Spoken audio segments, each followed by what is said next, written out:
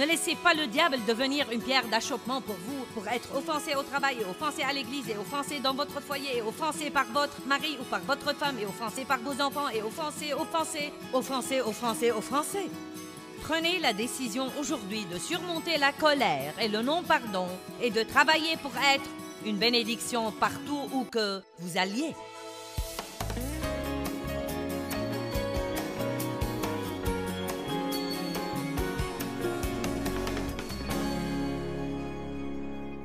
Ce matin, nous allons parler d'un domaine spécifique où nous avons tous besoin de progresser, et c'est de surmonter la colère et le non-pardon. Surmonter la colère et le non-pardon. Je me demande combien de personnes en colère il y a ici. Ce n'est pas parce que nous sourions les uns aux autres et que nous disons « Dieu soit loué, merci Jésus » et que nous chantons que nous ne sommes pas fâchés. Il y a beaucoup de chrétiens fâchés dans le monde et Satan nous donne beaucoup d'occasions toutes les semaines pour nous offenser. Donc, si vous êtes ici et que vous n'êtes pas en colère et que vous n'avez aucun non-pardon, cela ne veut pas dire que le message n'est pas pour vous, car vous aurez des occasions avant la fin de la semaine. Amen. Le premier verset que nous allons voir est 2 Timothée 4, 14. Alexandre le forgeron m'a fait beaucoup de mal. Le Seigneur le lui rendra. Vous n'aimez pas ça? Il n'a pas dit « je le lui rendrai ». Il a dit « le Seigneur lui rendra selon ses œuvres ». Garde-toi aussi de lui, car il s'est fortement et excessivement opposé et résisté à nos paroles. Et dans ma première défense, personne ne m'a assisté comme mon avocat, ou pris mon parti, ou même était avec moi, mais tous m'ont abandonné. Maintenant, imaginez Paul, il aidait ces gens, il mettait sa vie en jeu tous les jours pour eux. Maintenant, il est jugé à cause du bien qu'il avait fait, et tout le monde, sans exception, l'a abandonné. Aucun de ceux qui l'aidaient ne l'a assisté. Quelle occasion pour se fâcher! Quelle occasion pour être offensé, pour être amer et plein de ressentiment, pour vouloir se venger. Mais vous savez, une personne, un homme ou une femme de Dieu qui a l'intention de suivre Dieu et de marcher dans la puissance, sait qu'il ne faut pas laisser ça arriver, car la vérité est que, même s'il était fâché contre eux, ça ne leur aurait pas fait de mal, ça n'aurait fait de mal qu'à lui. Dieu nous demande de pardonner pour notre bien, car nous ne serons pas libres quand nous sommes pleins de toute cette colère et cette amertume. Et ça ne change vraiment pas l'autre personne. Pourquoi devez-vous être fâché pendant que la personne contre laquelle vous êtes fâché s'amuse bien et se fiche pas mal de ce que vous soyez fâché? Nous sommes plus intelligents que ça. Dites, je suis plus intelligent que ça. Faites attention, je vais relire le verset 16. Dans ma première défense, personne ne m'a assisté comme mon avocat, ou pris mon parti, ou même était avec moi, mais tous m'ont abandonné. Et j'aime ça, qu'il ne leur en soit pas tenu rigueur. J'en suis plus étonnée que vous n'en avez l'air. Seigneur ne tient pas ça contre eux. Moi, j'aurais dit, revaut-leur ça. Eh bien, peut-être pas maintenant, mais il y a quelques années. Mais le Seigneur m'a assisté et m'a fortifié afin que par moi le message de l'Évangile fût pleinement proclamé et qu'il fût entendu de tous les païens. Et j'ai été délivré de la gueule du lion. Paul avait quelque chose à faire. Dieu avait appelé Paul à faire quelque chose. Il avait une mission très importante. Et vous avez une mission dans la vie. J'ai une mission dans la vie. Chacun de nous n'a pas la même mission, mais nous avons tous une mission. Nous devons au moins grandir comme croyants. Nous devons continuer le parcours et persévérer et grandir et mûrir comme croyants pour que nous soyons une lumière dans un endroit obscur. Et une des choses les plus importantes que Satan utilise contre les gens pour les faire trébucher et les empêcher de faire des progrès, c'est l'offense, l'amertume, le ressentiment et le non-pardon. Quand votre esprit s'en remplit, vous ne pouvez pas grandir spirituellement. Je veux que vous entendiez ça. Quand votre esprit et votre âme se remplissent de ça, vous ne pouvez pas grandir spirituellement. Encore une fois, quand votre esprit et votre âme et votre pensée se remplissent de ça, Vous ne pouvez pas grandir spirituellement. Vous trébuchez dans ces situations et vous arrêtez de faire des progrès. Plusieurs ont été offensés par Jésus et il s'était en fait appelé pierre d'achoppement. Je ne crois pas que Paul se soit comporté comme ça parce qu'il en avait envie. En fait, je crois qu'il était blessé. Je crois qu'il était probablement fâché. Je crois qu'il avait probablement envie de se venger. Mais il comprenait le message que j'essaye d'apporter aujourd'hui, comme quoi, quels que soient nos sentiments, nous pouvons toujours choisir de faire ce qu'il faut. Et quand nous faisons ça, nous aurons une puissance de Dieu qui nous aidera à surmonter tous les obstacles dans notre vie et Dieu pourra toujours nous utiliser puissamment. Vous ne devez pas vivre selon vos sentiments. Vous pouvez surmonter la colère et le non-pardon et faire ce qu'il faut. Actes chapitre 7, verset 59. Vous savez, Étienne était un merveilleux homme de Dieu. Il était un servant, mais il avait un si grand cœur envers Dieu que Dieu l'a également utilisé dans des miracles de guérison. Et comme tous ceux qui sont utilisés par Dieu, les pharisiens et les gens religieux et les négateurs l'ont poursuivi. Et il a mis du temps dans Actes à partager le message de l'Évangile avec eux. Et plus il disait la vérité, plus il s'emportait. Vous connaissez quelqu'un comme ça? Plus vous lui dites la vérité, plus il s'emporte. Vous savez pourquoi? Parce que la vérité blesse. Mais seule la vérité nous affranchira. Donc Étienne leur disait la vérité, et plus il disait la vérité, plus il s'emportait. Et ils étaient finalement si furieux qu'ils ont décidé de le lapider. La lapidation était un moyen très douloureux de mourir. Verset 59. Et pendant qu'il lapidait Étienne, il priait. Il n'a pas dit « Oh Dieu, libère-moi de ça, ça fait mal. » « Oh Dieu, pourquoi as-tu laissé ça arriver? Je ne comprends pas, j'essayais de faire ce qu'il faut. » Il a dit « Seigneur Jésus, reçois et accepte et accueillis mon esprit. » Puis il se mit à genoux et lança un grand cri. « Seigneur, ne leur compte pas ce péché, ne le leur impute pas. » Et quand il eut dit cela, il s'endormit dans la mort. Imaginez ça, vous êtes lapidé et les dernières paroles que vous dites sont « Père, pardonne-leur. » Qu'il ne leur en soit pas tenu rigueur. Je vais vous dire quelque chose dont je me rends compte de plus en plus tout le temps. Une des raisons pour lesquelles nous ne devons pas nous y prendre avec l'offense comme nous le faisons est que, honnêtement et sincèrement, la raison pour laquelle nous devons prier pour les gens est que si vous êtes un enfant de Dieu, quand quelqu'un vous blesse, est impoli envers vous, est peu aimable avec vous, en fait, ça le met vraiment en danger. Dieu n'apprécie pas qu'on maltraite ses enfants. Et il est vraiment, maintenant écoutez-moi, il se fait beaucoup plus de mal qu'il ne vous fait. Et c'est pourquoi vous devez prier pour lui. Dieu pardonne-lui, ne lui impute pas ce péché. Nous devons prier comme Jésus quand il était sur la croix. J'ai lu l'histoire encore une fois ce matin. J'ai lu les parties de la crucifixion, les coups que Jésus a reçus, comment les gens l'ont raillé et se sont moqués de lui et ont craché sur lui, puis il a été crucifié. Et sur la croix, il a prié, « Père, pardonne-leur, car ils ne savent pas ce qu'ils font. » Et croyez-moi, tant de gens, quand ils vous blessent, ils n'essayent même pas de vous blesser. Ils agissent par leur propre douleur. Au lieu de nous fâcher contre les gens, nous devons peut-être essayer de mieux les comprendre. Nous devons peut-être essayer de découvrir la raison de leur comportement.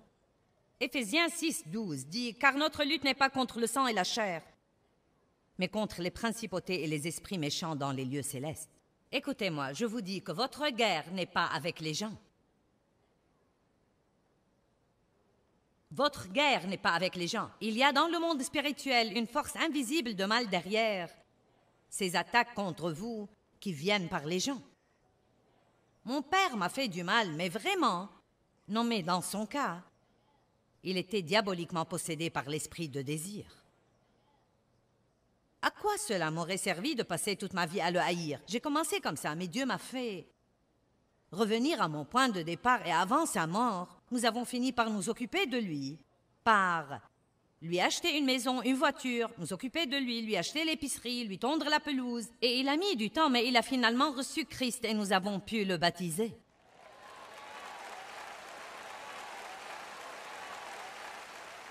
Il n'y a rien qui en dise plus long à vos ennemis que de continuer à être pieux avec eux. Mais ne laissez pas les gens vous marcher sur les pieds. Parfois, vous ne pouvez même pas rester dans une relation avec quelqu'un parce qu'il continue à vous blesser et à vous blesser. Mais vous ne devez pas vous fâcher contre lui. Et vous pouvez toujours prier pour lui, et vous ne devez pas être amer à cause de ce qu'il vous a fait. Rendez-vous service et pardonnez. Quand nous sommes blessés, nous commençons à blâmer. C'est très normal, vous voulez blâmer quelqu'un. Mais blâmer là où il ne faut pas blâmer ne fait qu'amplifier votre douleur. Il ne la supprime pas, ni la grille. Donc si vous voulez vous fâcher contre quelqu'un, fâchez-vous contre le diable. Ne vous fâchez pas contre les gens. Mais même quand vous apprenez que le diable est derrière vos problèmes, comment vengez-vous de lui?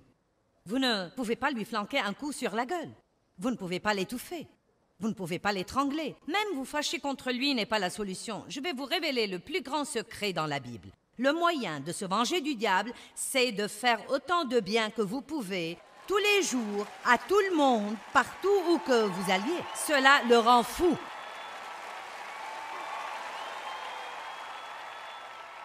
Vous me comprenez?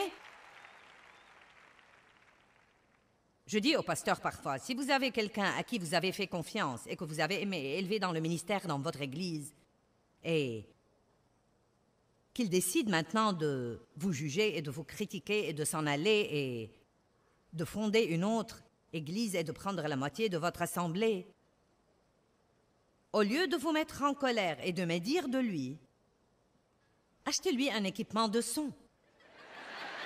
Sérieusement, je lui achèterai un équipement de son.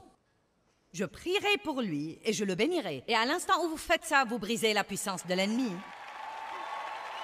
Et non seulement vous brisez la puissance de l'ennemi, vous ouvrez une porte pour que Dieu vous bénisse vraiment. Et s'il prend 20 personnes avec lui, Dieu vous en rendra de 100. Et pas seulement ça. Ce qu'il y a, c'est que s'il ne se comporte pas correctement, il ne réussira pas de toute façon. Vous ne devez pas le craindre. S'il ne se comporte pas correctement, il ne réussira pas. Il suivra son chemin et sera la même personne malheureuse qu'il était quand il était dans vos rangs. Amen.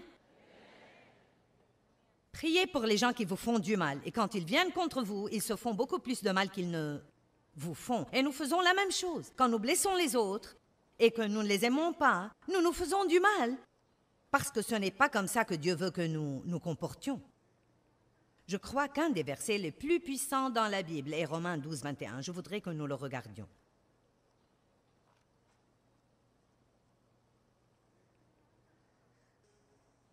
Il dit, ne te laisse pas vaincre par le mal, mais surmonte et maîtrise le mal par le bien.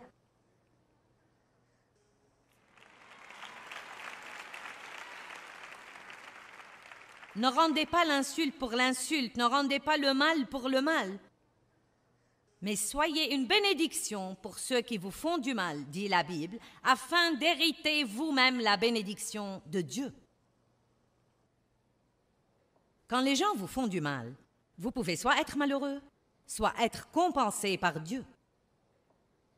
Vous pouvez dire, Dieu, je ne vais pas être amer et plein de ressentiment, je vais m'en remettre à toi, je vais prier pour eux et j'attends ta compensation. Mais c'est ce que nous faisons si souvent. Si quelqu'un nous fait du mal, nous restons pleins de ressentiment. Si nous ne pouvons pas nous venger de lui, nous finissons à cause de la misère dans notre âme par nous en prendre à d'autres personnes qui n'ont rien à voir avec ça.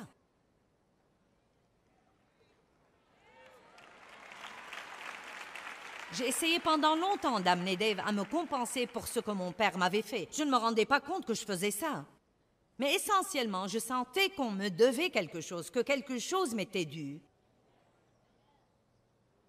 Et croyez-moi, j'en voulais à tout le monde. Et j'avais une attitude de droit dont le monde est rempli aujourd'hui. J'ai droit à ceci, j'ai droit à cela. Eh bien, c'est mon droit. Vous savez, personne n'a droit à rien s'il ne fait pas ce qu'il faut pour l'avoir. Amen. Laissez-moi répéter. Personne n'a droit à rien juste parce qu'il est ici, sur la planète Terre, s'il ne fait pas ce qu'il devrait faire pour l'avoir. Et je ne dis pas de ne pas aider les gens qui ont besoin d'aide et qui méritent d'être aidés. Mais l'attitude de droit que prennent les gens est vraiment incroyable et ce qu'ils attendent quand ils viennent travailler sans avoir aucune expérience. Non, mais aujourd'hui, les gens s'attendent à avoir ce qu'on mettait normalement 30 ans pour gagner. Et on en a vraiment assez. Ce n'est pas bon pour les gens d'avoir trop de choses trop tôt. Laissez-moi vous dire quelque chose. Dave et moi, je ne saurais même pas vous dire combien nous apprécions tout ce que Dieu a fait pour nous durant notre vie. Non, mais c'était vraiment formidable d'avoir cette salle bondée tout le week-end. Mais vous savez quoi? J'ai partagé avec quelqu'un l'autre jour. Je me rappelle que j'allais à des réunions où il n'y avait que 9 personnes et que j'en prenais 5 avec moi. Et je ne veux pas oublier ces jours-là. Je ne veux pas oublier ces jours-là parce qu'ils me rappellent la fidélité de Dieu. Dans Deutéronome 8, il dit « Souviens-toi de tout le chemin par lequel je t'ai pris pendant ces 40 années dans le désert, afin de t'éprouver pour savoir si tu garderais mes commandements afin de pouvoir te bénir. » Si nous n'avons pas ce genre d'année, nous ne saurons pas nous y prendre avec les bénédictions. Et aucune quantité de bénédictions ne sera jamais assez. Nous allons vouloir encore et encore et encore. C'est pourquoi nous devons faire attention de donner trop aux gens trop tôt. La Bible dit « Ne mettez pas un nouveau converti en position de leadership, de peur qu'il ne s'enfle d'orgueil. »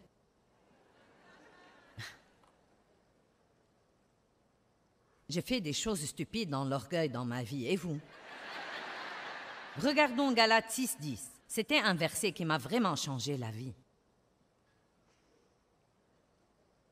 Quand quelqu'un vous blesse, vous pouvez soit rester assis à penser à ce qu'il vous a fait et être de plus en plus fâché, soit faire ce que dit ce verset. Ainsi donc, pendant que nous en avons l'occasion, pratiquons le bien moralement envers tous, non seulement en étant utiles ou profitables pour eux, mais encore en faisant ce qui est pour leur bien spirituel. J'aime la partie qui suit. Songez à. Qu'est-ce qui devrait remplir votre pensée? Ce que les gens vous ont fait? Non. Songez à être une bénédiction. Surtout à ceux de la maison de la foi. Je me demande combien de personnes dans cette salle ont pris un peu de temps ce matin avec Dieu et ont dit « Seigneur, montre-moi quelqu'un à qui je peux être une bénédiction. Quelqu'un que je peux aider aujourd'hui. » Combien d'entre vous avez préparé vos cœurs et vos pensées avant de sortir de votre maison, comme quoi vous êtes un serviteur de Dieu et que vous voulez guetter les besoins et que vous voulez guetter les gens qui ont besoin d'être encouragés? Ou bien vous ne pensez qu'à vous-même et à ce que tout le monde vous a fait? Je sais que la raison pour laquelle tant de gens dans la société sont malheureux aujourd'hui est l'égoïsme et l'égocentrisme. Vous ne pouvez pas être égoïste et heureux, et ce sont des choses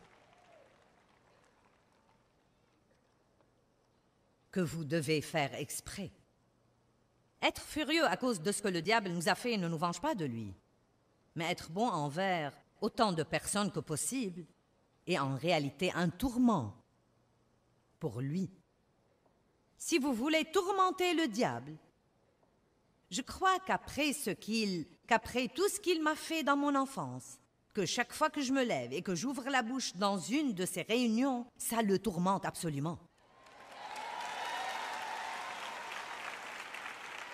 Ça le tourmente. Ça le tourmente quand nous donnons à manger à ses enfants tous les jours et nous faisons les choses que Dieu nous a donné l'occasion de faire. Qui comprend ce que je dis? Comme quoi vous pouvez vous apitoyer sur votre sort et être plein de ressentiment et dire à tout le monde ce que les gens vous ont fait. Vous pouvez raconter votre histoire dès maintenant jusqu'au jour où Jésus reviendra. Mais ça vous rendra de plus en plus malheureux. Ça ne portera aucun bon fruit. Ou bien vous pouvez vous venger de la personne dont vous devez vraiment vous venger, et c'est le diable, et vous faites ça en étant bon envers autant de gens que vous pouvez. Vous comprenez ça? Vous savez, je télécharge sur vous, en 1 heure ici, ce que j'ai mis 25 ans à apprendre.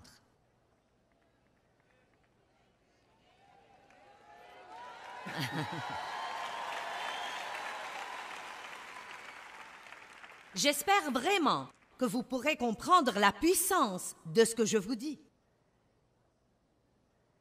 Dans Actes 10, 38, la Bible dit « Voyez comment Dieu a oint Jésus de Nazareth du Saint-Esprit et de force, et qu'il allait de lieu en lieu faisant du bien. » J'aime ça. C'est la simplicité de la vie chrétienne. Ne laissez pas le diable devenir une pierre d'achoppement pour vous, pour être offensé au travail, et offensé à l'église, et offensé dans votre foyer, et offensé par votre mari ou par votre femme, et offensé par vos enfants, et offensé. Prenez la décision aujourd'hui de surmonter la colère et le non-pardon et de travailler pour être une bénédiction partout où que vous alliez. Maintenant, nous revenons de nouveau aux sentiments. Joyce, je ne peux rien changer à mes sentiments. Regardons Éphésiens 4, 26 et je partagerai avec vous un exemple que vous comprendrez. Verset 26. Quand vous vous mettez en colère, ne péchez pas. Vous n'aimez pas ça? Quand vous vous mettez en colère, ne péchez pas. Donc ce n'est pas la colère qui est le péché. C'est en faire ce qu'il ne faut pas. Une certaine colère pourrait être un péché si vous êtes une personne coléreuse, si vous vous mettez en colère à tout propos. Non, mais si quelqu'un vous a maltraité, vous allez vous mettre en colère. Quand vous vous mettez en colère, ne péchez pas, que le soleil ne se couche pas sur votre colère, votre fureur ou votre indignation. Donc, s'il vous arrive de vous fâcher le matin, vous avez le temps pour réparer. Mais si ça arrive 30 minutes avant d'aller vous coucher, c'est dur.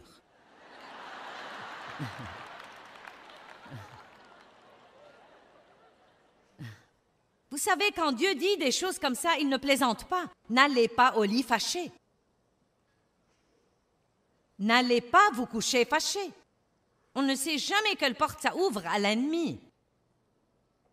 Mais je ne peux rien changer à mes sentiments. Peut-être que vous ne pouvez rien changer à vos sentiments, mais vous pouvez maîtriser ce que vous faites. Je me rappelle, il y a des années, Dave et moi nous disputions ou... Qui sait, il y avait toujours quelque chose pour se fâcher. Je ne me rappelle même pas la dernière fois où Dave m'a mise en colère. Je n'ai plus le temps de toucher à ça désormais. Et vous non plus, si vous voulez la vérité, vous n'avez plus de temps à perdre dans votre vie à faire ça. Combien d'entre vous ont perdu leur temps à être fâchés? Est-ce que ça vous a fait du bien? Est-ce que ça vous a fait un petit peu de bien? Ça n'a pas changé votre ennemi non plus. Bon, donc je peux me rappeler que quand je m'allongeais sur mon lit, fâché, non mais très fâché. Et Dave commençait déjà à s'assoupir, vous savez que Dave... Et cela me rendait plus fâché. Et je dormais sur le bord du matelas parce que je ne voulais surtout pas le toucher. Eh bien, ne me touche pas. Et s'il avait toute la couverture, je gelais. Parce que je ne voulais pas lui demander la couverture. Laissez-moi vous poser cette question. Il dormait, il avait de doux rêves, et j'avais froid et j'étais malheureuse. Maintenant, qui était le plus intelligent? Et voici ce que j'ai découvert quand j'ai commencé à apprendre de maîtriser mes émotions et de ne pas laisser ces choses me maîtriser. Même pendant que j'étais toujours fâchée, je pouvais choisir, que tout le monde dise « je peux choisir ». Je pouvais choisir de me retourner et l'étreindre de son dos.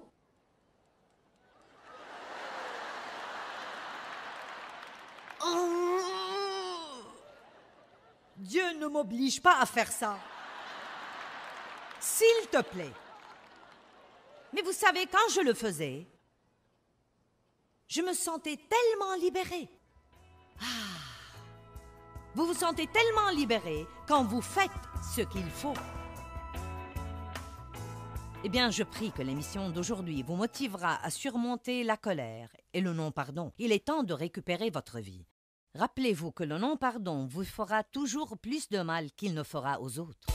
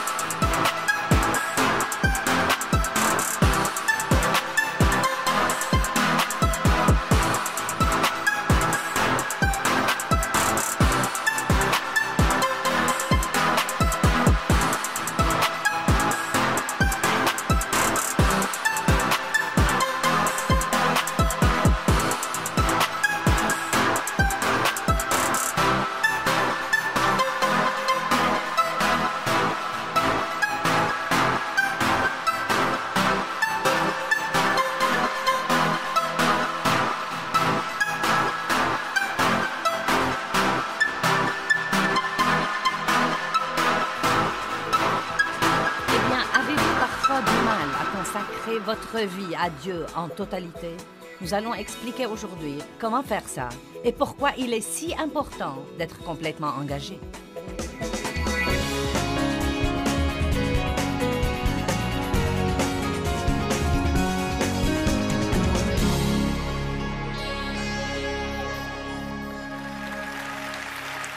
Eh bien, je suis tout excitée par les choses que Dieu m'a mises dans le cœur ce week-end.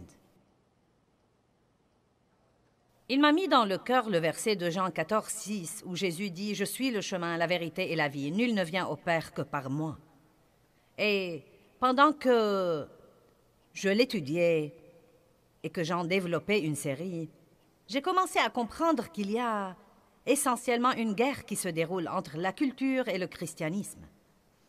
Nous devons veiller comme chrétiens à ne pas oublier ce que Jésus a dit comme quoi nous sommes dans le monde, mais nous ne sommes pas du monde. Dans le monde, mais pas du monde. Cela ne veut pas dire que nous ne pouvons pas jouir des choses. Cela ne veut pas dire que nous devons rester dans les réunions de prière et lire notre Bible tout le temps. Dieu a créé beaucoup de choses dont nous pouvons jouir. Nous pouvons alors nous amuser. Comme chrétiens, nous pouvons nous amuser ensemble, mais nous devons toujours avoir une échelle de valeurs. Et nous devons également fixer des limites et arrêter de changer ces limites chaque fois que ce n'est pas pratique de les respecter. Je crois que s'il y a une époque où les chrétiens devraient savoir ce qu'ils croient et pourquoi ils le croient, c'est maintenant. Il y a déjà tant de tromperies sur terre, et la Bible nous enseigne que plus la deuxième venue de Christ approche, plus la tromperie sera grande. Et la tromperie est une chose vraiment effrayante, car quand vous êtes trompé, vous ne savez pas que vous êtes trompé. Quand vous êtes trompé, vous ne croyez pas que vous êtes trompé. Vous croyez que ce que vous croyez est vrai. Non, mais vous croyez vraiment que ce que vous croyez en fait est vrai. Peut-être qu'il vous inspire confiance et semble bon. Peut-être qu'il y a des tas de gens qui l'approuvent avec vous. Mais malgré cela, vous pouvez en fait croire quelque chose qui vous soit très nuisible à la fin. Eh bien, il y a tant d'idées différentes et il y a d'ismes et de choses vraiment différentes qu'on nous présente aujourd'hui.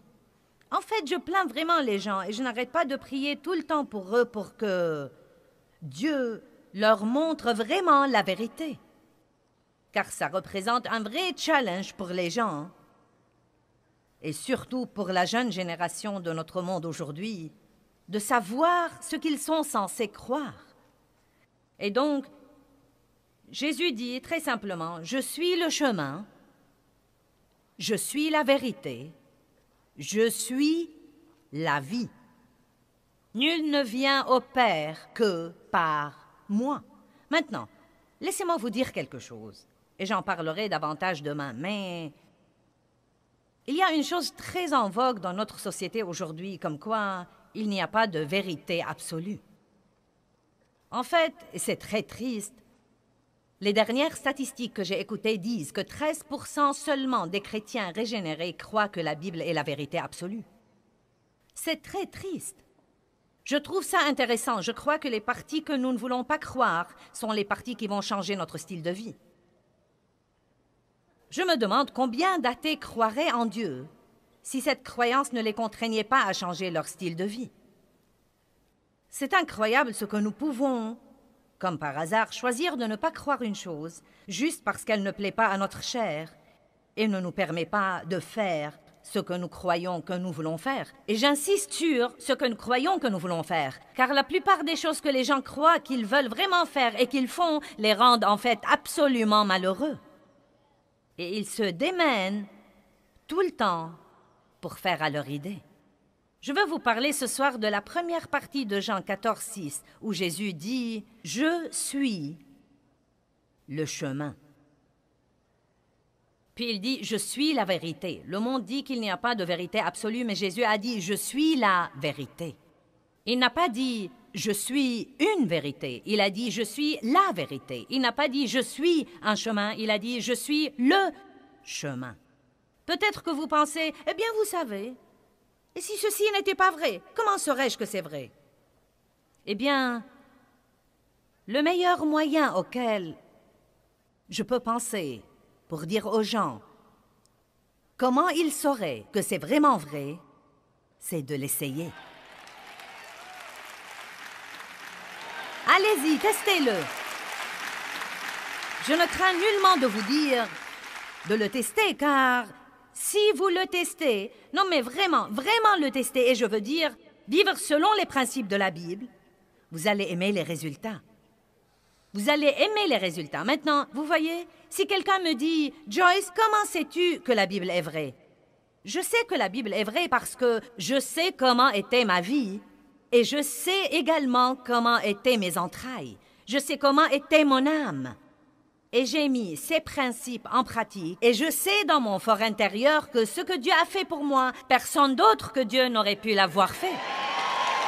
Personne d'autre que Dieu n'aurait pu me ressusciter de qui j'étais et d'où j'étais pour me permettre de faire le genre de choses que je fais sur terre aujourd'hui. Laissez-moi vous dire quelque chose. Quand la Bible dit que Dieu vous donnera la grâce, laissez-moi vous dire quelque chose. Il vous donnera la grâce.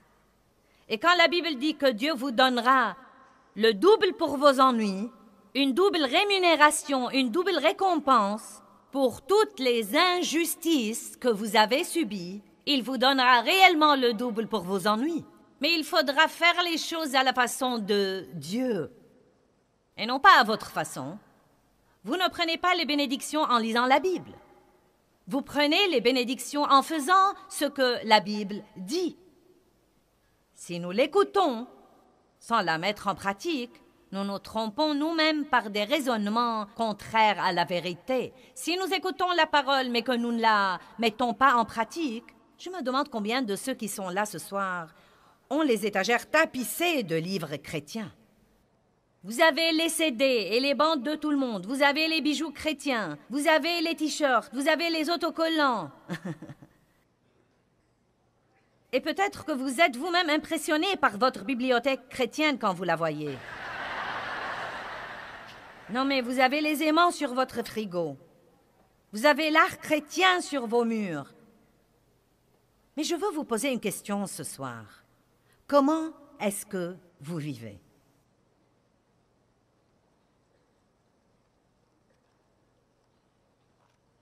C'est dangereusement calme par ici. Comment est-ce que vous vivez? Et surtout les millions qui nous regardent à la télé. Comment est-ce que vous vivez? Si vous n'aimez pas votre vie, peut-être que vous devez commencer à examiner vos choix. Et si vos choix ne s'alignent pas sur la parole de Dieu, si vous commencez à prendre des décisions qui s'alignent sur la parole de Dieu et que vous les respectez, vous verrez des changements agréables dans peu de temps. Maintenant, est-ce très facile? Non, ce n'est pas facile car notre chair est remplie du principe du péché. Quand nous sommes régénérés, Jésus vient vivre au-dedans de nous. Son Saint-Esprit vient demeurer au-dedans de nous et nous recevons une nouvelle nature, la nature de Dieu. Mais le principe du péché est toujours très vivant dans notre chair.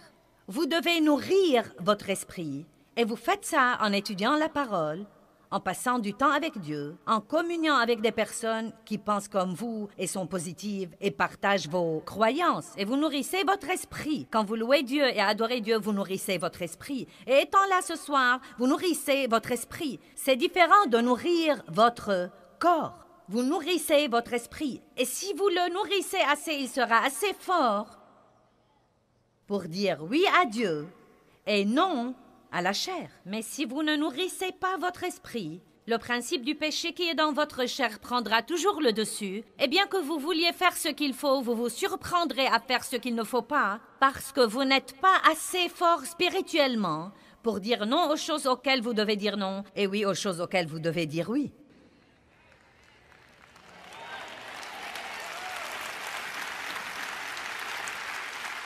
Dans Exode 33, 18, Moïse a prié une prière absolument merveilleuse. Et je suis contente de l'avoir trouvée tôt dans ma vie avec Dieu et de l'avoir priée pendant de nombreuses années. Il dit, Dieu, si j'ai trouvé grâce à tes yeux, je te prie maintenant, montre-moi tes voies. Dieu, si j'ai trouvé grâce à tes yeux, ne priez pas pour une nouvelle voiture. Ne priez pas pour ce mari sans lequel vous ne pouvez pas vivre. Ne priez pas pour une promotion au travail. Dites Dieu, si j'ai trouvé grâce à tes yeux, je te prie de me montrer tes voies. Je ne dis pas qu'il ne faut pas prier pour ces autres choses. Dites à Dieu tout ce que vous voulez. Vous pouvez adresser vos prières à Dieu, mais ne demandez jamais à Dieu de vous donner des tas de trucs si vous ne voulez pas d'abord ses voies. Ses voies. Nous devons apprendre ce qui plaît au Seigneur. Quand Jésus a dit qu'il était le chemin, il ne voulait pas seulement dire qu'il était le chemin du ciel. Bien des fois, nous pensons que ce verset veut juste dire « Oui, oui, Jésus est le chemin du ciel ». Non. Il est venu pour nous montrer comment nous devons vivre. Il est venu pour nous donner l'exemple de la manière dont nous devons vivre. Et il veut que nous suivions son exemple. Et quand nous vivons comme il a vécu, à ce moment-là, nous donnons l'exemple aux autres personnes dans le monde.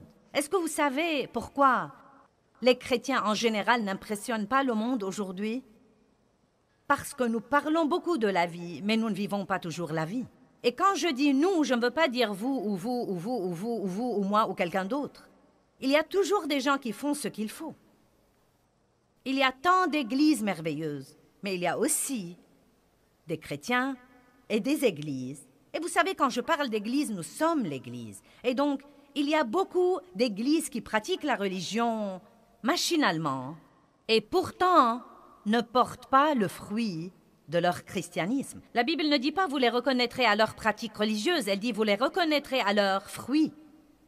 Je ne sais pas comment vous passez votre temps de prière et d'étude de la Bible, mais je passe beaucoup de temps sur moi-même. Et ce n'est absolument pas un temps égoïste passé sur moi. Non, mais je dois rester tout le temps intègre devant Dieu, car je ne peux pas faire ce que je fais et essayer en même temps de mener les autres si je leur dis des tas de trucs que je ne pratique pas moi-même. Et donc, vous devez travailler sur vous-même avec Dieu. Vous ne devez pas essayer de le faire sans le Saint-Esprit, mais vous savez, si vous êtes de mauvaise humeur, n'attribuez pas la responsabilité aux autres. Étudiez tout ce que vous pouvez trouver sur la colère et le mauvais caractère et le fruit de l'esprit, et priez là-dessus et étudiez-le, priez là-dessus et étudiez-le, priez là-dessus et étudiez-le, jusqu'à ce que vous agissiez mieux. Amen. Puis prenez la chose suivante qui vous pose un problème et arrêtez de regarder tous les autres et d'essayer de comprendre ce qui ne va pas chez eux et de leur dire ce qu'ils devraient changer. Vous avez déjà pensé à 10 personnes que vous auriez aimé qu'ils soient là ce soir parce que vous savez combien ils ont besoin de ce message. Eh bien, vous êtes là et ils ne sont pas là. Donc devinez quoi? Dieu doit avoir quelque chose à vous dire.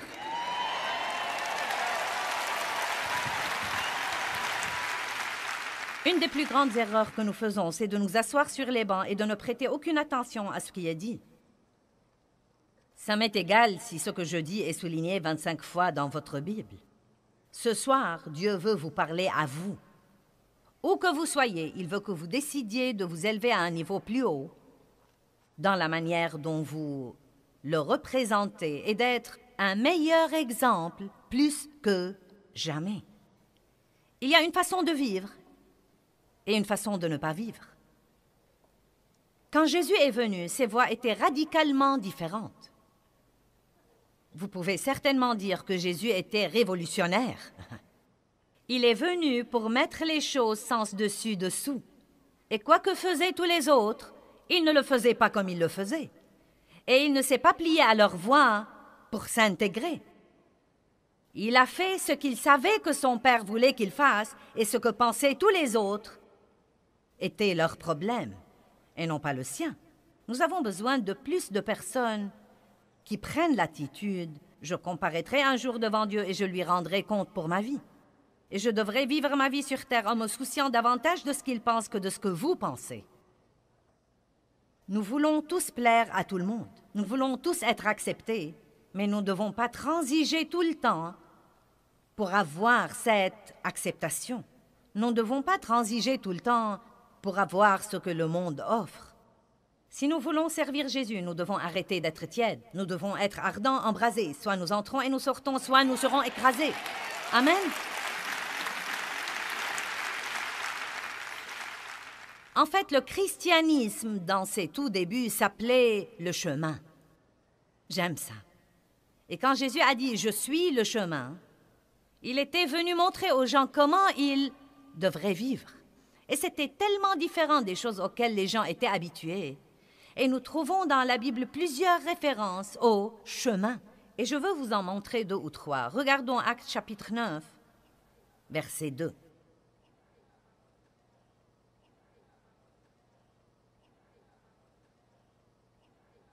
Qui d'entre vous convient avec moi que nous devons savoir ce que nous croyons et pourquoi nous le croyons et nous y accrocher aujourd'hui plus que jamais? Croyez-moi, s'il y a une époque où le monde va nous observer, c'est l'époque que nous vivons en ce moment. S'il y a vraiment une occasion pour mener les gens au Christ, c'est l'époque que nous vivons en ce moment. Et lui demanda des lettres pour les synagogues de Damas, afin que s'il trouvait des hommes ou des femmes qui fussent de la voie de la vie déterminée par la foi en Jésus-Christ, il les amena liés dans les chaînes à Jérusalem. C'était avant la conversion de Saul, quand il cherchait les chrétiens pour les arrêter et les persécuter et les battre. Mais écoutez ce que dit la Bible amplifiée. Il cherchait des hommes ou des femmes qui fussent de la voie de la vie déterminée par la foi en Jésus-Christ. Il dit donc que si quelqu'un croit en Christ, il doit y avoir un mode de vie déterminé qu'il doit vivre ou qu'il doit mener.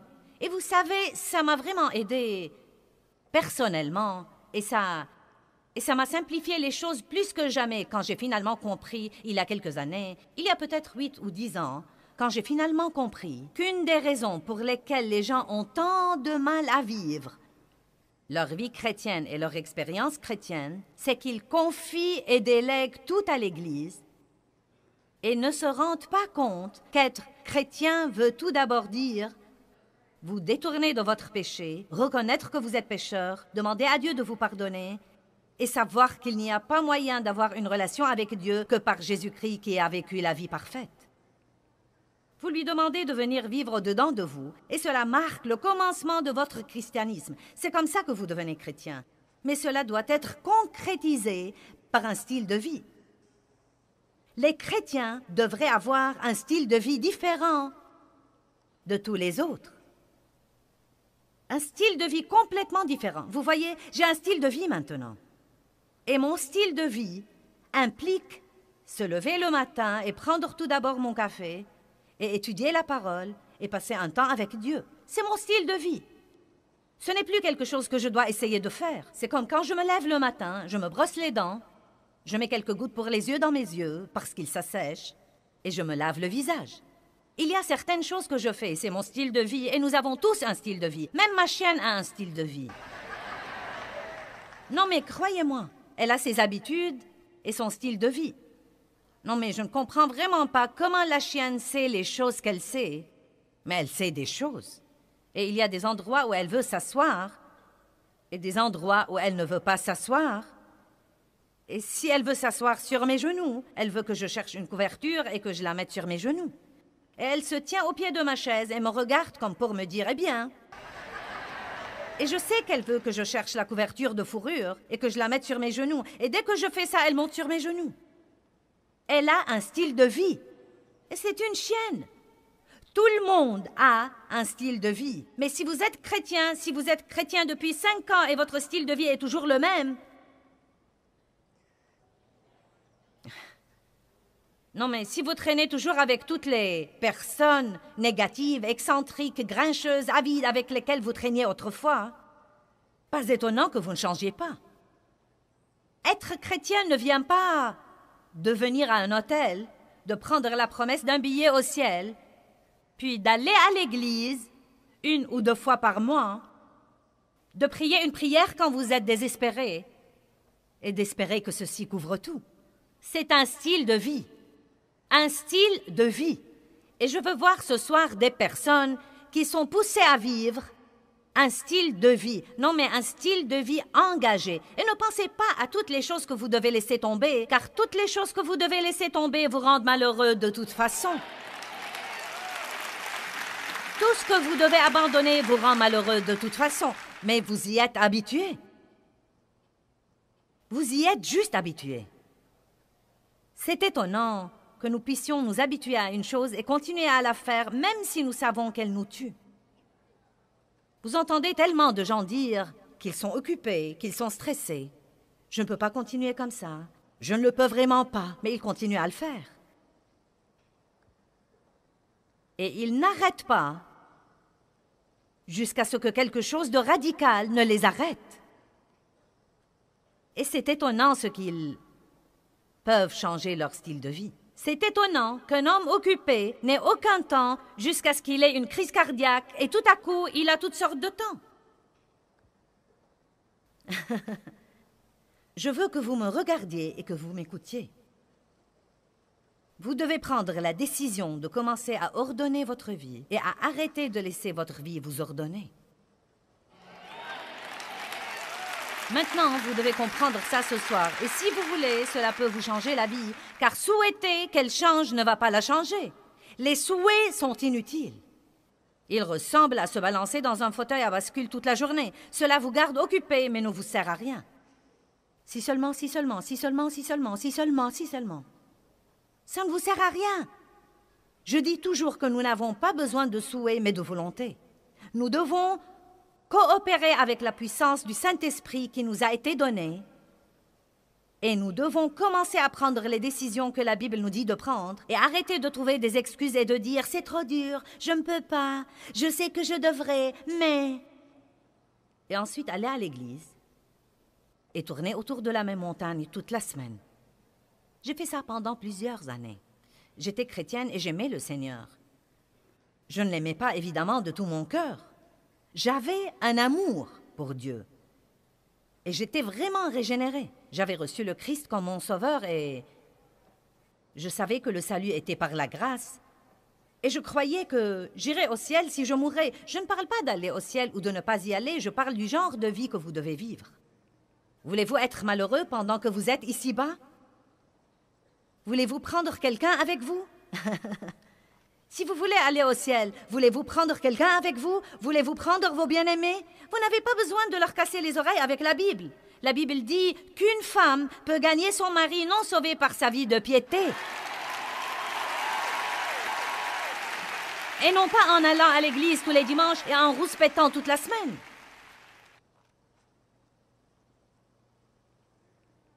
Vous êtes venu, vous saviez ce que vous auriez de moi quand vous êtes venu, donc…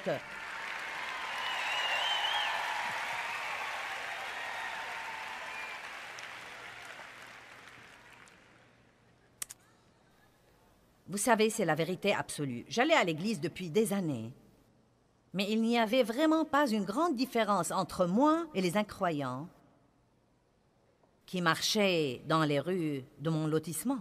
Je parlais comme ils parlaient. Je pensais comme ils pensaient. Je potinais comme ils potinaient. Je regardais ce qu'ils regardaient à la télé. Je faisais les mêmes choses qu'ils faisaient. Peut-être pas tout à fait. Oui, j'avais une certaine échelle de valeur. Mais j'y pensais aujourd'hui. Probablement pendant que j'allais à cette église tous les dimanches, je brisais presque tous les 10 commandements. Dieu n'était pas le numéro 1 dans ma vie. Je l'étais. Le premier commandement dit « Tu n'auras pas d'autre Dieu devant ma face ». La plupart de nous idolâtrent notre moi et notre volonté, même comme chrétiens. Et vous savez, à dire vrai, vous qui êtes ici êtes probablement plus avancés que beaucoup de personnes qui nous regardent en ce moment à la télé. Et ce n'est pas pour abaisser quiconque. Il y a des gens merveilleux qui nous regardent, mais il y a aussi des gens qui viennent juste de regarder l'émission. Soit vous ne connaissez même pas Dieu, soit vous le connaissiez et vous l'avez renié, soit vous faites ce dont je parle, vous allez à l'église, mais vous ne vivez pas pour Dieu. Votre style de vie est toujours pareil à celui des incroyants que vous connaissez.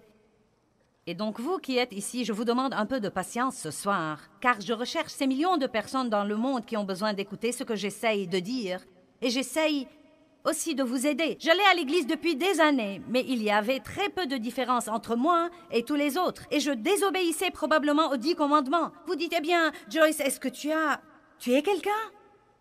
Eh bien, vous savez, Jésus dit que haïr est un meurtre en ce qui concerne le cœur. La Bible dit « Honore ton père et ta mère pour que tout aille bien pour toi ». Je n'honorais pas mon père et ma mère, mais j'avais une bonne excuse. Ils m'avaient maltraité. La Bible ne dit pas de le faire s'ils ne vous ont pas maltraité et que s'ils vous ont maltraité, vous êtes exempté. Allez maintenant, je vous ai eu, je vous ai eu, je vous ai eu. J'ai eu des tas de vous là. Eh bien, Dieu ne s'attend sûrement pas à ce que je sois bonne envers eux après ce qu'ils m'avaient fait. Oh si, il s'attend. Si il s'attend, eh bien ce n'est pas juste, ce n'est pas équitable. Mais ça produira de formidablement bons résultats.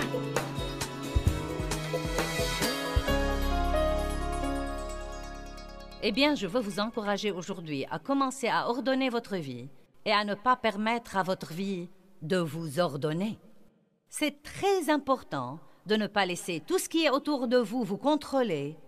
Et je veux vraiment vous aider sur ce plan, car je sais que certains d'entre vous croient qu'ils n'ont pas le contrôle. Et vous dites, eh bien, ceci arrive et cela arrive, et ce n'est pas moi qui décide. Eh bien, vous savez, il y a une vie bénie qui vous attend. Et ce n'est pas une vie dont vous lisez à propos et dont parlent les autres. Vous pouvez vivre une vie bénie. Vous pouvez vivre une vie bénie.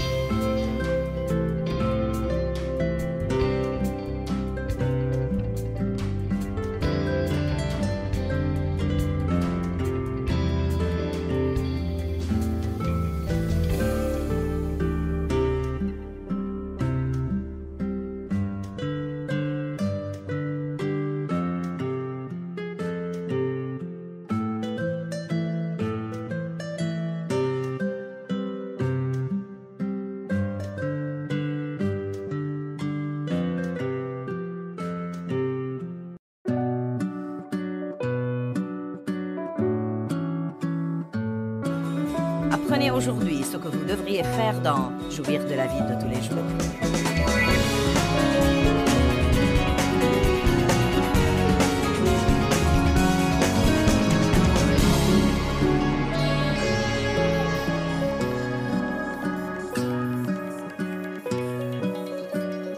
Dans Proverbe 14:12, la Bible dit « Telle voie paraît droite à un homme, mais son issue, c'est la voie de la mort. » Maintenant, je ne crois pas que cela parle de mourir et d'aller à la tombe. Non, mais il y a une voie qui nous paraît droite. Et je vais vous dire ce que c'est que cette voie. C'est la voie qui semble droite. C'est la voie qui semble confortable. Elle ne fait pas pression sur notre chair. Il y a une voie qui paraît droite à l'homme. Il y a une voie qui paraît logique à l'homme. Mais cette voie nous remplit de toutes sortes de misères dont nous pouvons possiblement être remplis. Combien d'entre vous répondront au moins à ça? Croyez-vous que nous ayons besoin de plus des chrétiens vraiment paisibles et remplis de joie?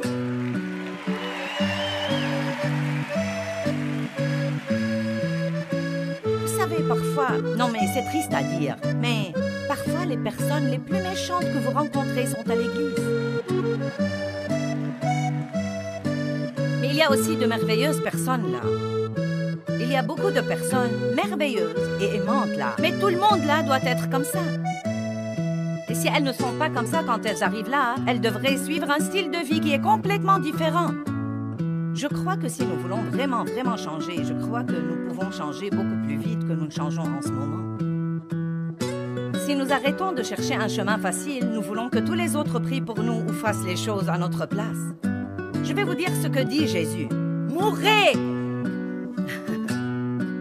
Crucifiez la chair. Je vais vous dire comment il faut vivre. Il dit, oubliez-vous et oubliez tous vos intérêts. Ne pensez plus à vous-même. Prenez votre croix et suivez-moi. Je vais vous montrer une façon de vivre toute nouvelle.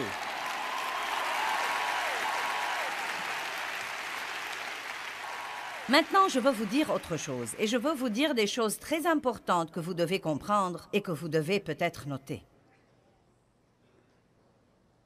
Si vous voulez vivre comme il faut, vous devez le faire exprès. Le faire exprès, c'est une pensée puissante. N'attendez pas d'en avoir envie. N'attendez pas que ce soit confortable et que tous vos amis le fassent. Vous devez le faire toujours exprès, surtout au début du chemin. Si vous devez vous lever et passer un temps avec Dieu, il faut le faire exprès. Peut-être des choses comme dormir un peu plus tôt la nuit. Qui sait, il va falloir même... Les perfectionnistes seraient peut-être obligés de partir le matin sans faire leur lit. Cela ne veut pas dire ne jamais vous occuper de ce dont vous êtes censé vous occuper, mais je vous dis simplement qu'il y a parfois des choses qui sont plus importantes que de partir après que le lit soit fait et la vaisselle lavée. Passer un temps avec Dieu doit faire partie de votre style de vie. Ne vous permettez pas de ne pas passer un temps avec Dieu. Traiter les autres comme il faut doit faire partie de votre style de vie. Être patient avec les autres doit faire partie de votre style de vie. Je ne suis vraiment pas une personne patiente. Si, vous l'êtes. Ce fruit n'est peut-être pas encore sorti sur vos petites branches, mais il est en vous. Nous ne comprenons pas ces trucs-là. Savez-vous que la Bible parle du fruit de l'esprit? Et si vous étudiez le mot patience en grec, vous saurez que c'est un fruit qui ne grandit que dans les épreuves. Donc, quand avez-vous besoin de patience? Quand vous ne faites pas à votre idée. Quand l'employé est lent et que vous êtes pressé. Amen? Vous pouvez avoir un ministère. J'en ai vraiment assez des personnes qui n'arrêtent pas de dire « J'attends que Dieu me montre mon ministère ». Dans bien des cas, je crois qu'ils attendent une tribune et non pas un ministère. Car si vous voulez un ministère, il y en a un de disponible pour vous. Ne regardez pas plus loin, c'est partout où que vous regardiez. Et ce n'est pas toujours prêcher quelqu'un. Bien des fois, c'est montrer le fruit que Jésus a montré quand il était là. Une partie de ce qu'il a fait était d'être l'ami des pécheurs. Il n'allait pas se lier d'amitié avec eux s'ils n'étaient pas prêts à changer. Mais c'est une des choses qui ont vraiment ébahi les religieux de son temps. Il parlait aux prostituées. Il mangeait avec les percepteurs. Il fréquentait particulièrement les gens mauvais. Maintenant, vous savez que la Bible nous dit que nous devons sortir d'entre eux et de nous mettre à l'écart. Et oui, il y a une vérité là-dedans. Je dis toujours, je fréquenterai n'importe qui tant que je l'affecte moi-même et qu'il n'arrive pas à m'infecter.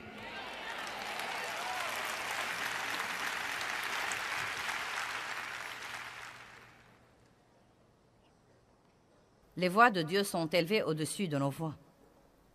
Nous devons être assez intelligents pour examiner le fruit de nos voies et pour nous demander si nous n'avons pas ce que nous avons à cause des choses que nous faisons. Maintenant, Psaume 37, 5. Ma belle-mère, qui est allée chez Dieu, m'a donné ma première Bible. Elle était blanche et plus petite que celle-ci. C'était la version King James. Et sur la couverture, non mais je ne savais rien de rien. Je commençais à l'époque à aller à l'église. Je n'avais pas encore fait mes années de religion et je n'étais pas encore vraiment sérieuse. Psaume 37, 5. Remets ta voix sur l'Éternel et confie-toi en lui et il agira. Cela avait l'air très spirituel. Oh, merci, maman. Savez-vous ce qu'il faut pour remettre sa voix? Remettre sa voix au Seigneur et compter sur lui et attendre qu'il agisse. Quelles étaient mes voies que j'ai dû remettre au Seigneur? Eh bien, tout d'abord, j'avais beaucoup d'habitudes mentales qui faisaient partie de mon style de vie, qui devaient être remises à Dieu. Je m'inquiétais à tout propos. Je passais aujourd'hui en essayant de comprendre demain. C'est ça l'anxiété. Et le raisonnement. Je me rendais presque folle en voulant savoir pourquoi et quand. Pourquoi Dieu, pourquoi? Quand Dieu, quand? Quand, pourquoi, quand? Je ne pouvais pas me calmer et même être vaguement détendue avant de croire avoir tout compris. J'ai dû renoncer à tout ça. Vous ne pouvez pas avoir la paix et faire ça. Eh bien, que fera Dieu? Je ne sais pas. Et quand le fera-t-il? Je ne sais pas. Et s'il ne le fait pas? Ce n'est pas censé être fait dans ce cas. Nous étions avec un groupe la nuit dernière et j'ai dit à l'une des dames, je ne la connaissais pas très bien et je lui ai dit, donc que fais-tu? Et elle m'a dit, j'essaye toujours de comprendre ça. Je lui ai dit, c'est cool, je suis tout à fait pour, tu ne dois pas t'en vouloir. Je ne supporte pas quand les gens commencent à demander à l'adolescent de 13 ans ce qu'il va faire quand il sera grand. Donc, que vas-tu faire quand tu seras grand? Au moment où la plupart des adolescents quittent l'école, ils sont des boules de nerfs qui essaient de comprendre ce qu'ils sont censés dire à tout le monde sur ce qu'ils vont faire de leur vie. Qui sait ce qu'il va faire de sa vie quand il a 16 ans ou 18 ans? Et même ce que vous croyez que vous voulez faire, vous finissez par ne pas le faire du tout. J'étais comptable et je suis devenue prédicatrice, imaginez ça. Nous devons arrêter d'essayer de tout comprendre tout le temps et de donner aux autres l'impression d'être stupides parce qu'ils ne savent pas tout le temps. Il n'y a pas de mal à ne pas savoir car Dieu sait. Et tant que vous le connaissez, vous êtes en bonne main. Amen. Une autre dame m'a dit, dans cette réunion-là, elle m'a dit, as-tu toujours des doutes après toutes ces années avec Dieu? As-tu toujours des doutes sur les décisions que tu fais? Je lui ai dit, cela m'a presque rendue folle dans le passé. J'étais irrésolue à tel point que j'en devenais presque malade mentale. Je prenais une décision, je la changeais, je prenais une décision, je la changeais, je mettais une tenue, je l'enlevais. Même choisir un resto causait une dépression à la personne qui m'invitait, car je voulais aller au resto qui avait la salade que j'aimais, mais il n'avait pas le café que j'aimais, et donc je changeais d'avis et je disais que je voulais aller à celui-ci et ainsi de suite. Je lui ai dit, tu sais quoi? Je peux sincèrement te dire que je ne me préoccupe plus de tout cela. Elle était un peu plus jeune que moi et je lui ai dit, tu serais étonnée de ce que l'expérience avec Dieu ferait pour toi. Et où que vous en soyez dans votre vie avec Dieu, continuez à aller de l'avant, car plus vous avez de l'expérience avec Dieu, plus votre vie sera facilitée. Car tôt ou tard, vous comprendrez que Dieu est Dieu et qu'il sait ce qu'il fait. Et qu'il est fidèle et qu'il intervient toujours au bon moment. Peut-être qu'il ne fait pas tout comme vous voudrez qu'il le fasse, mais comprenons que si nous n'avons pas l'exaucement que nous voulons, c'est que ses voies sont élevées au-dessus de nos voies et que ses pensées sont élevées au-dessus de nos pensées. Et ce que nous croyons que nous voulons est parfois la chose même qui nous rendra absolument malheureux. Et donc, elle m'a plutôt regardé comme, vous savez, presque comme pour dire, mince alors, est-ce possible? Et je lui ai dit, tu sais, je crois, et je veux partager ça avec vous, je crois qu'une des raisons pour lesquelles je ne stresse plus à propos de mes décisions, j'essaye de prendre les meilleures décisions qui soient, surtout lorsqu'il s'agit de choses importantes. Je ne prends pas mes décisions à la légère, mais la raison pour laquelle je peux avoir la paix maintenant à propos de mes décisions est que je sais très bien que si je fais une erreur, ça n'aura aucune importance.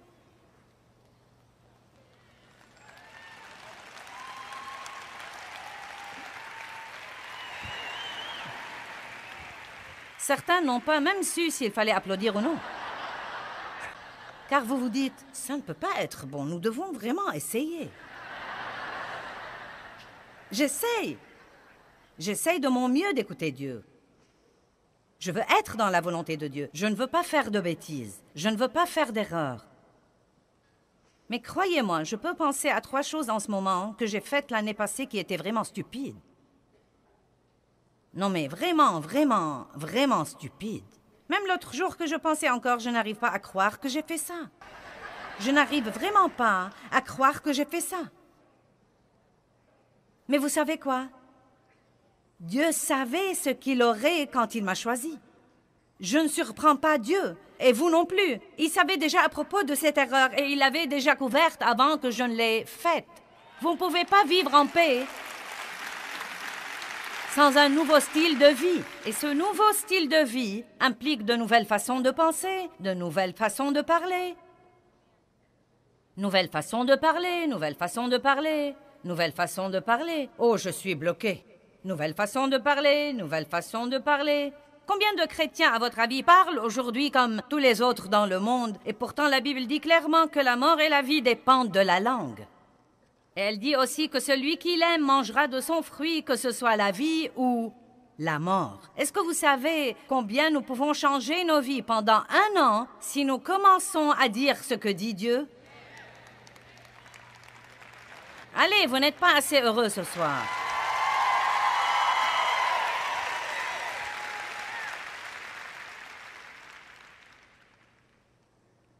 J'avais tant de mauvaises habitudes.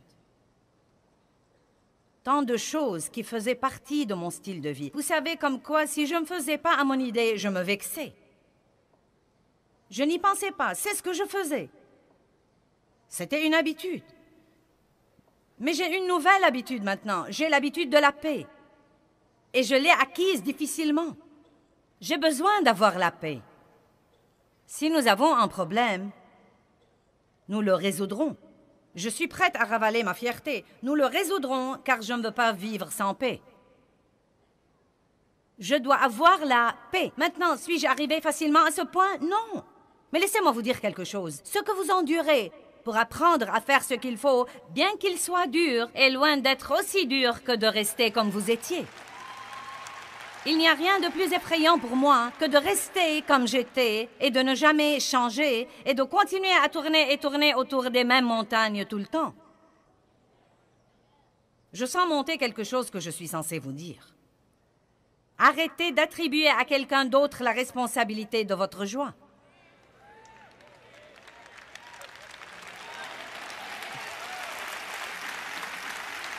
Vous n'avez pas tous l'air d'être heureux. Eh bien, si tu ne faisais pas ça, je serais heureuse. Et si tu faisais ça, je serais heureuse. Je ne crois pas. Car si notre bonheur dépend de ce que font tous les autres, comment allons-nous être heureux? Oui, je reconnais que ce n'est pas facile. Mais c'est faisable. Eh bien, je veux m'arrêter là pour un instant et nous reviendrons à l'enseignement dans un moment. Je veux vous parler, juste vous et moi, pour un instant, de quelques points que je trouve vraiment importants. Tout d'abord, je crois que c'est très important de remettre nos voix à Dieu. Vous savez, nous avons tous nos voix. La Bible dit « Le cœur de l'homme médite sa voix, mais c'est l'Éternel qui dirige ses pas. » Et vous savez quoi? Je peux être têtu et marcher dans ma voie, et vous aussi. Mais croyez-moi, ça ne va jamais produire de bonnes choses dans ma vie. Laissez-moi vous poser une question. Êtes-vous dans un match de lutte avec Dieu en ce moment? Vous savez quoi? Vous devez vraiment le laisser gagner. Car tant que vous ne déciderez pas de faire tout à la façon de Dieu, vous serez malheureux. Et nous devons tous veiller à penser comme il faut et à parler comme il faut, en alignant nos pensées et en alignant nos paroles sur la parole de Dieu. Eh bien, vous savez, un des moyens de s'engager envers Dieu, et c'est en fait un moyen de coopérer avec Dieu d'une façon beaucoup plus grande, c'est de ne pas penser toutes sortes de choses qui ne sont pas en accord avec la parole et de ne pas avoir, vous savez, ce qu'on peut appeler une bouche déchaînée et dire tout ce que nous voulons quand nous voulons. Mais commencez à aligner vos pensées et vos paroles sur la volonté de Dieu. Accordez-vous avec Dieu et vous aurez ce que Dieu dit que vous pouvez avoir. Et finalement, j'ai une autre remarque qui est très importante et que j'essaye de faire aujourd'hui. Prenez la décision aujourd'hui pendant que vous prenez d'autres décisions. Prenez la décision de ne pas attribuer aux autres la responsabilité de vous garder heureux. Je faisais ça depuis longtemps. Je pensais, eh bien, je serais heureuse s'ils faisaient ceci, et si mes enfants ne faisaient pas cela, et je serais heureuse si. La vérité est que j'ai dû prendre la responsabilité de ma joie et dire « La joie du Seigneur est ma force et je peux être heureuse si je le veux, quoi qu'il arrive autour de moi, car je peux réagir d'une façon complètement pieuse et non pas d'une façon impie. » Donc j'ai voulu prendre cette petite minute pour remettre avec vous l'accent sur ces points essentiels, car parfois nous entendons des choses, mais nous ne leur prêtons pas l'attention qu'il faut. Maintenant que je vous les ai fait comprendre, encore une fois, revenons à l'enseignement de la conférence. La Bible parle du chemin spacieux qui mène à la mort et du chemin resserré qui mène à la vie. C'est facile de vivre sur le chemin spacieux. Il y a toutes sortes de gens dans le monde sur le chemin spacieux, et triste à dire, il y a beaucoup de chrétiens là-bas avec eux. Mais il y a aussi un chemin resserré, et il n'y a pas beaucoup de gens qui le prennent, mais oh, croyez-moi, ceux qui le prennent changent le monde. Ceux qui le prennent mènent une vie que les autres voudraient ardemment avoir. Ils ont quelque chose de spécial, quelque chose de très différent de tous les autres. Il faut de la discipline. Toute discipline sur le moment ne semble pas sujet de joie, mais plus tard,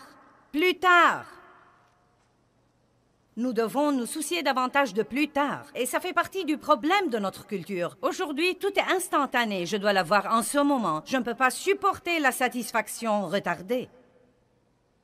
Je ne veux pas épargner pour l'avoir. Je vais mettre mes achats sur mon compte.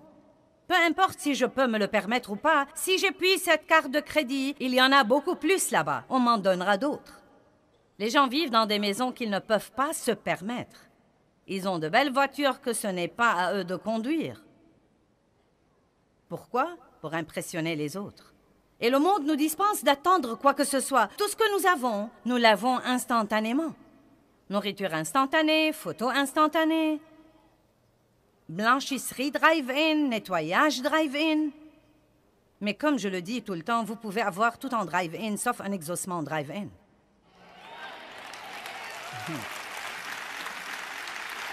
Et il y a une vie. Jésus dit, je suis le chemin. Je suis la vérité. Je suis la vie. Le mot « vie » est utilisé 733 fois dans la Bible. Mais ce mot, il est capitalisé 25 fois dans la Bible. Et toutes ces 25 fois parlent en fait de la vie comme Dieu lui-même l'a. Et c'est la vie que Jésus est venu nous donner. Non pas pour respirer, non pas pour occuper de l'espace, mais pour vivre. Non, mais pour vivre, vraiment vivre. Et non pas traîner tous les jours en espérant survivre jusqu'à ce que Jésus revienne vous prendre. Oh, crois-moi, sœur, j'ai le diable sur le dos et je ne sais pas vraiment si je pourrais le supporter. Ma belle, tu as vu le chapeau que portait Henriette sur la tête? Vraiment, ça ne lui va pas. Et tu as vu la voiture que conduit ce pasteur? Tu sais, ce n'est pas à lui de conduire une si grande voiture. Je te parie qu'il a pris nos dîmes et nos offrandes pour l'acheter.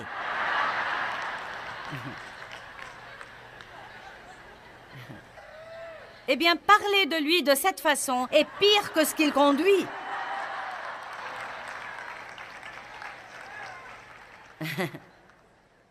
J'ai mon autocollant, j'ai mon stylo de Jésus, je vais à l'église, alléluia, le Seigneur soit loué.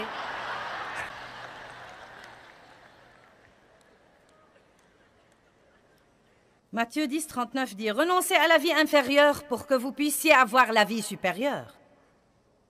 Il y a une vie pour nous. Et je ne sais pas ce que vous allez faire, mais j'ai décidé d'être révolutionnaire. Même si je devrais chambarder et bouleverser tout dans mon monde, je vais avoir la vraie vie que Jésus-Christ est mort pour me donner. Je vais apprendre ses voies, je vais apprendre la vérité de Jésus, et je vais avoir cette vie-là. Non pas la vie avec un V minuscule, mais la vie avec un V majuscule. Jésus dit, je suis le chemin. Je suis le chemin. Il a enseigné des voies illogiques.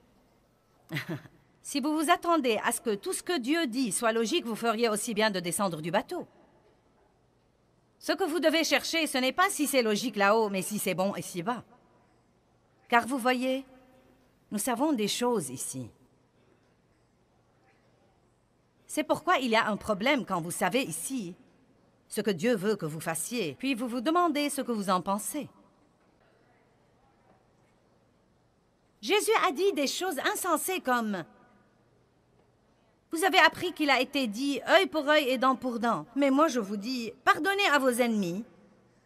Bénissez ceux qui vous maltraitent et vous maudissent pour montrer que vous êtes les fils de votre Père qui est dans les cieux. » Non, mais il a dit des trucs radicaux. Non, mais il y a une promesse dans la Bible que, malgré toutes mes années comme chrétienne, non mais comme vraie chrétienne engagée, je ne suis toujours pas sûre que je comprends son poids, et je ne sais pas combien d'entre nous le comprennent. Jésus dit essentiellement, tout ce que vous voulez que les hommes fassent pour vous, faites-le de même pour eux. Tout ce que vous voulez, donnez-en un peu d'abord, puis vous pourrez l'avoir. Il y a un moyen efficace dont vous pouvez avoir tout ce que Dieu a dit que vous pouvez avoir. Mais ce n'est pas en priant pour l'avoir, vous devez en donner un peu d'abord. Vous vous souciez pour l'économie? N'arrêtez surtout pas de donner. Vous craignez de perdre votre travail? Augmentez votre don. Vous êtes solitaire? Soyez gentil avec les autres. Vous avez besoin d'aide? Allez aider quelqu'un. Vous avez besoin de prière? Priez pour les autres. Vous avez besoin de miséricorde? Commencez à être miséricordieux. Vous pouvez avoir tout ce que Dieu dit que vous pouvez avoir. Non seulement tout ce que vous voulez, mais encore tout ce que Dieu dit que vous pouvez avoir. Mais vous ne moissonnez que d'après ce que vous semez. Et ça ne marche pas seulement au moment des offrandes, ça marche tous les jours de notre vie, toute la journée, 24 heures par jour, 7 jours par semaine. Nous moissonnons ce que nous semons. Mon Dieu, quelle vie passionnante! Mince alors! Vous savez, vous penserez peut-être que je suis folle quand je le dis, mais c'est presque comme un jeu pour moi maintenant. Je suis bien décidée à battre le diable en faisant ce que Dieu me dit de faire.